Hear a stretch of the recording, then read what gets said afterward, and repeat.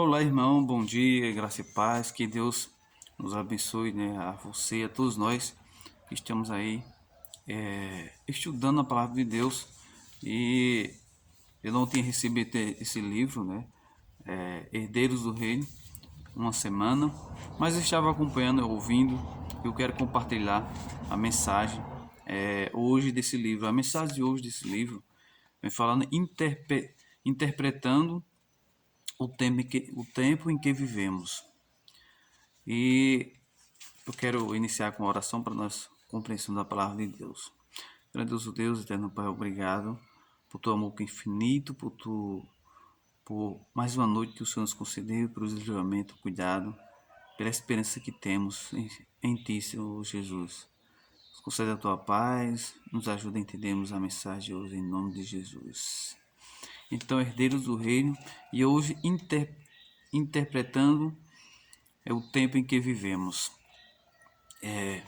Nós temos aqui uma história bem interessante, mas primeiro nós vamos ler aqui um trecho de Ellen White, que diz assim: as portas abertas pela providência devem ser logo discernidas e diligentemente aproveitadas. Então, aproveitar as oportunidades para a pregação do Evangelho.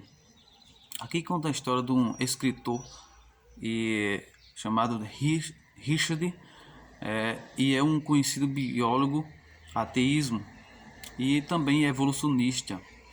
Ele aí escreve vários livros e artigos sobre defendendo o ateísmo.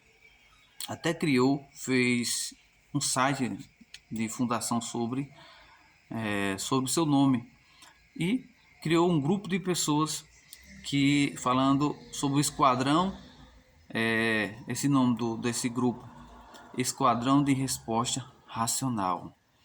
E vemos aqui, ele fez uma campanha para que todos os jovens defendessem o seu ponto de vista, né? Ou seja, não acreditassem em Deus. Foram investidos mais de 25 milhões de dólares, e para encorajar os jovens a renunciar publicamente à crença em Deus. Que coisa, né? E esse jovem nem sabia o que era blasfemar contra Deus. E a história de hoje vem falando no capítulo 5, né, de Daniel. Mas o verso também temos em Marcos 3:29, diz assim que a Bíblia associa com o pecado de blasfêmia, que é imperdoável, né? E aquele que blasfemar contra o Espírito Santo nunca terá perdão, visto que é réu de pecado eterno. E a Bíblia vem falando sobre a blasfêmia. E nós hoje vamos contar essa história sobre blasfêmia, né? A história está no capítulo 5, falando sobre o reinado ali, reinado de Nabucodonosor, mas principalmente seu filho Belsazar. E Babilônia foi invadida no ano 539, e a cidade ficou cercada, né, pela a Médio-Pérsia, né, que foi tomada, né? Babilônia foi tomada por esse reinado que era o reinado do rei Ciro. Mas vemos aqui o que aconteceu, o relato, vou resumir aqui para os irmãos. Belsazar, geralmente com todos os reinados, como ele era filho do Nabucodonosor, ele estava dando uma grande festa. O capítulo 5 vem falando, na escritura na parede, uma grande festa. E mais de 1.000 homens estavam ali se exaltando, né? E geralmente quando um rei vencia a batalha contra outra nação, trazia seus desposos, alguma coisa assim que identificasse que eles venceram o Deus. As batalhas naquela época não eram contra as pessoas, mas quem era o Deus mais forte. E quando Babilônia foi, né, escravizar, né, o povo de Israel, trouxeram o que? Procuraram imagens, coisas, mas o povo de Israel não adorava imagem. Então eles trouxeram o quê? Os utensílios do templo. E as outras guerras que foram aconteceram, né? Babilônia foi vitoriosa e nessa época agora Belsazar estava aí fazendo essa grande festa. E o que aconteceu que não tinha as vasilhas adequadas para o vinho. Então ele procurou o quê? Procurou usar os utensílios sagrados do santuário. E com isso, todos lá bebendo, ele de repente viu, era uma blasfêmia, né? Usar as coisas do santuário. E ele viu o quê? Viu a escritura na parede. Mene, mene, tekel, pessim. Nós vemos aqui o significado de cortar.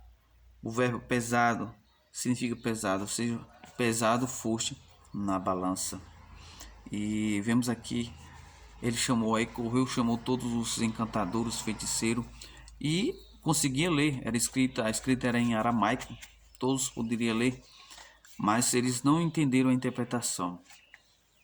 E sabe, eles leram e ele teve um momento ali de blasfêmia contra Deus, diante de todos e todos já fazendo isso, mas ele entendeu. Imagina aí, o cara, depois que todo o seu pai passou, conviveu, né, diante de Deus, Nabucodonosor, na história de Sadraque, Mesaque e Abednego, que nós já estudamos, colocou um decreto que todas as pessoas adorassem ao Deus, o verdadeiro Deus de Daniel, Sadraque. Vemos aí que ele não aprendeu, não tinha aprendido, não aceitou Deus, né, mas ouvia-se falar. Então ele, no tempo de Daniel estava lá presente, não estava presente, convivia já no tempo, ainda estava vivo, né, Daniel. Então ele chamou quem? Chamou a Daniel para interpretar. Daniel leu, como todos leram, mas teve a interpretação. E ele bem entendeu que precisava de Deus em sua vida, né? Os acontecimentos onde nós vemos as pessoas ver desespero, nós vemos o que? Esperança. Então, no mundo em que nós vemos as pessoas ver tristeza, angústia, morte, fome, destruição, e as pessoas sabem ler, identificar isso aí, mas nós sabemos que brevemente Cristo voltará. É esperança.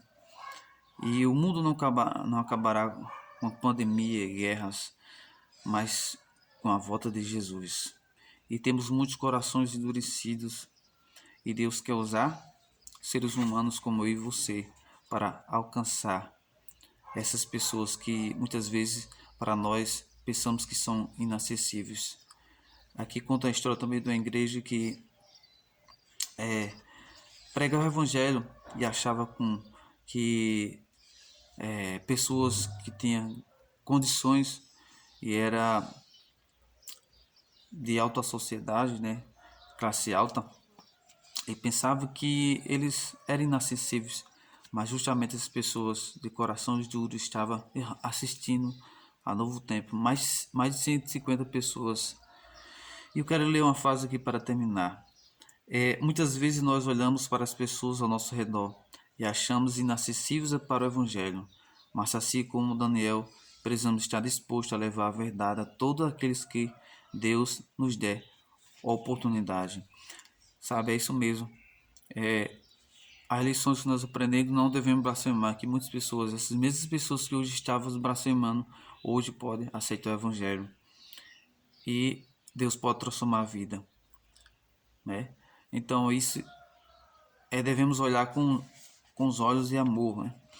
E nesse momento Deus pede para que possamos fazer uma oração, para que Deus nos use a cada dia, levar a mensagem, a verdade para todas as pessoas desesperadas, aflitas em relação ao futuro. Peça a Deus para olhar para todos que estiver em contato com os filhos e filhas de Deus, aptos para a vida eterna. Então que Deus nos abençoe e que possamos, com essa história de Belsazar, que era o homem que conhecia, mas ao mesmo tempo estava blasfemando, coração duro, mas ele conhecia alguém que conhecia a verdade e soube interpretar. Muitos nós que vivemos entre hoje, muitas pessoas leem os acontecimentos, mas precisa de alguém que interprete e saiba, mostre a verdade que Cristo Jesus está voltando para nos salvar, que possamos aproveitar a oportunidade, possamos ser fiéis nesse sentido.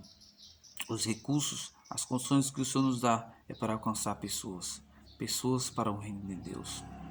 Que Deus nos abençoe, nos abençoe, possamos permanecer firmes, sendo pessoas missionárias, servos de Deus. Que Deus nos abençoe. Vamos orar. Grandioso Deus, obrigado pela tua palavra. Nos ajuda, ó Deus, a aprender cada dia mais, mas também levar a mensagem de esperança para todas as pessoas que muitas vezes nós imaginamos que não são acessíveis. Mas o Senhor quer salvar todas elas, Senhor. Muito obrigado. Sei que brevemente o Senhor voltará que possamos nos preparar. Te agradecemos, ó Deus, tudo isso em nome de Jesus. Amém. Que Deus te abençoe. Até mais, até amanhã, se Deus quiser.